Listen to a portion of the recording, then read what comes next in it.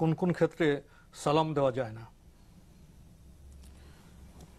সালাম রাসূলুল্লাহ সাল্লাল্লাহু আলাইহি ওয়াসাল্লাম সালাম দেয়াকে বৈধ করেছেন সর্বাবস্থায়, শুধুমাত্র যদি কোনো ব্যক্তি রাসূল সাল্লাল্লাহু আলাইহি ওয়াসাল্লাম অপছন্দ করতেন সালাম দেয়া অথবা নেয়াকে। কোনো ব্যক্তি যখন টয়লেটরত অবস্থায় থাকে, যেহেতু এই অবস্থায় রাসূলুল্লাহ সাল্লাল্লাহু আলাইহি ওয়াসাল্লাম সালাম দেয়া বা নেয়াকে অপছন্দ করেছেন, টয়লেটে রয়েছে অথবা টয়লেটরত অবস্থায় রয়েছে, মানে এই অবস্থায় রাসূল সাল্লাল্লাহু আলাইহি ওয়াসাল্লাম অপছন্দ করেছেন।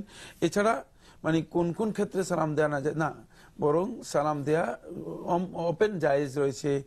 যখন কোনো ব্যক্তির সাথে দেখা হবে, সাক্ষাৎ হবে, ওয়াইজা লাকিতাহু ফাসাল্লিম আলাইহি, সুনান তিরমিজি riwayতের মধ্যে আবু হুরায়রা রাদিয়াল্লাহু আনহু বর্ণনা করেন, রাসূলুল্লাহ সাল্লাল্লাহু আলাইহি ওয়াসাল্লাম ইরশাদ করেছেন, যখন তুমি তোমার ভাইয়ের সাথে সাক্ষাৎ করো ফাসাল্লিম আলাইহি, তারপর সালাম দাও। সাক্ষাৎই সালাম দেয়া, এটি হচ্ছে ইসলামের বিধান। আমাদের সমাজে একটি ধারণা এরকম প্রচলিত যে খাওয়ার সময় সালাম দেওয়া বা নেওয়া যায় না। এটি শুদ্ধ বক্তব্য নয়, ভুল। বরং খাওয়ার সময় যদি কথা বলা যায় হয়, সালাম দেয়া না যায় হওয়ার কোনো যৌক্তিক বক্তব্য সহি হতে পারে না। আমরা একটি প্রশ্ন